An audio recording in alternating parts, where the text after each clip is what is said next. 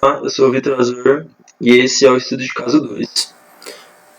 A gente vai tratar esse exercício de forma genérica, então não cabe aqui dizer sobre o nome da empresa e coisas afins.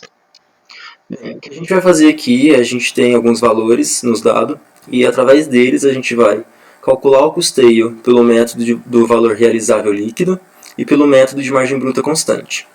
E a partir desses resultados, a gente vai calcular um novo preço desses produtos a partir de uma duplicada na produção. Então, esses são os dados que a gente tem. A gente tem o preço de venda, o custo adicional do processamento e o preço de venda após o processamento, além do tanto que foi produzido. Bom, como a gente disse, o primeiro método que a gente vai usar é o valor realizável líquido, e ele consiste em você usar o preço estimado desse produto menos o custo estimado dele.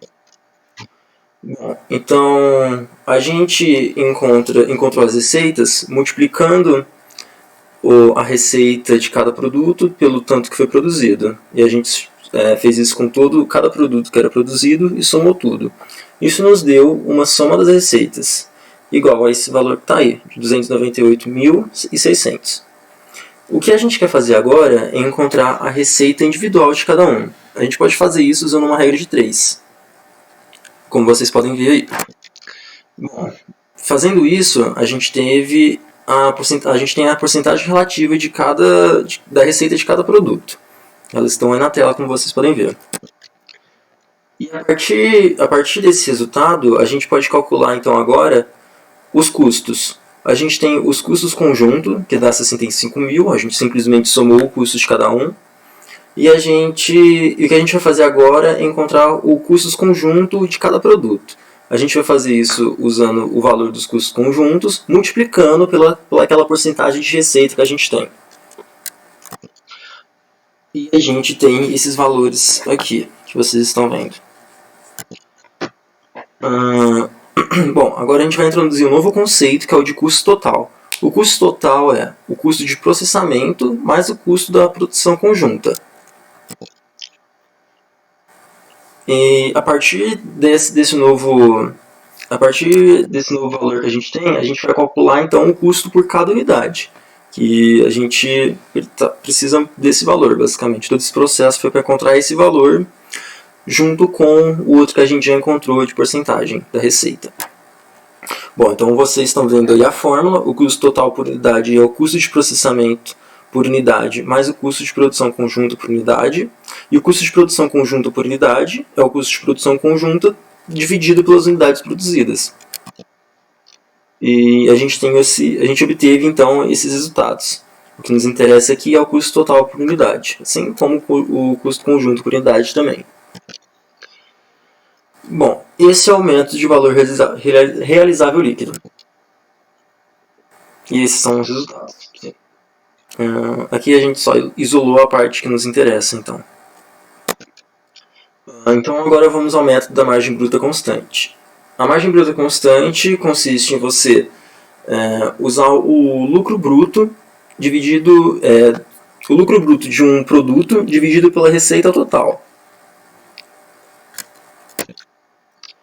Então a gente vai primeiro calcular o lucro.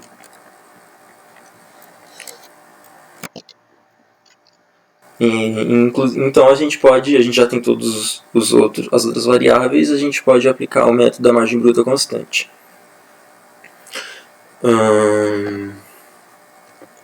Como vocês podem ver, tanto o primeiro método que a gente utilizou, quanto da margem bruta constante, nos trouxe alguns resultados interessantes para o que a gente quer fazer aqui nesse exercício.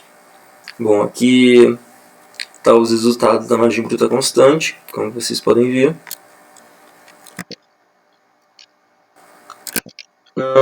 E analisando os dois resultados, a gente vê que o que nos interessa para o exercício, no caso, é a cera. Analisando os dois métodos, a gente percebe que, no primeiro, a cera é a terceira mais lucrativa, e no método da margem bruta constante, a cera é a segunda mais lucrativa. Então, nesse exercício, é mais adequado a gente apresentar para o dono da empresa o método da margem bruta constante. E agora a gente vai fazer outros dois exercícios que eles nos pedem. O primeiro é, a gente vai calcular o preço da cera se a gente aumenta R$1 no... Se a gente aumenta R$1 no preço da cera. Tá? Esses são os preços da cera só e os resultados que a gente obteve até agora em relação à cera. Então a gente vai...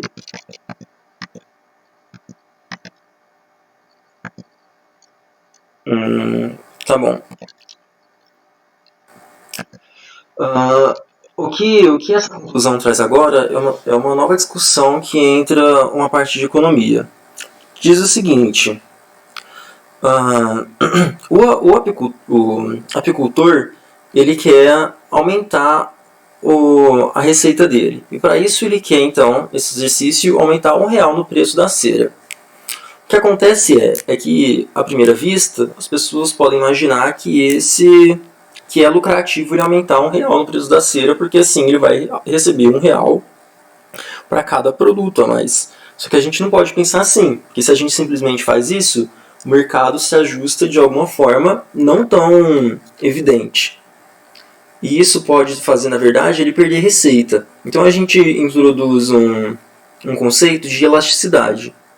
Eu não vou me estender muito aqui sobre ele, mas esse pensamento de que ele vai aumentar o lucro dele se ele aumentar R$1 só vale para um mercado inelástico, que é um mercado onde as pessoas não têm a opção de deixar de comprar aquele produto. Mas como aqui a gente está falando de um mercado de cera produzido por abelhas, é muito pouco provável que ele seja um mercado inelástico. Só que a gente vai assumir que ele é um mercado inelástico para a gente dar continuidade às nossas conclusões aqui. Se a gente assumir que ele é um mercado elástico, assim como eu imagino que ele seja, a gente vai precisar de muitos mais dados para prosseguir aqui com nossas análises. Então, vamos assumir que ele é um mercado inelástico. Então, sim, seria lucrativo para o apicultor aumentar R$1 no preço da cera. E outro exercício que a gente vai fazer aqui é calcular um novo preço dada uma duplicação na produção. Bom, então a gente vai duplicar também os custos totais dessa forma. E então a gente vai calcular um novo preço duplicando os custos e mantendo a mesma margem de lucro sobre custos. Afinal, a gente imagina que é isso que ele quer. Ele quer manter a mesma margem de lucro. A gente não pode deixar tantas variáveis assim se a gente quiser fazer esse cálculo. A gente precisa assumir algumas constantes, que é o quê? Manter a margem de lucro anterior. A margem de lucro, então, é a vendas menos o custo dividido pelos custos. E alocando, então, os resultados, a gente tem que ela vai ser igual a 1,39. E então, duplicando a produção e mantendo esse valor de 1,9, a gente encontra o novo preço de venda.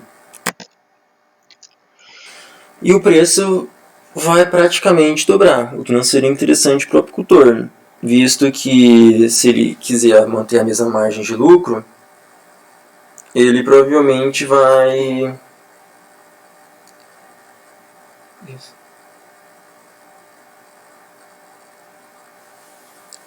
se ele quiser manter a margem de lucro, provavelmente ele vai vender menos para os clientes. Então, para reduzir os custos da produção, seria necessário equipamentos mais eficientes, sabe?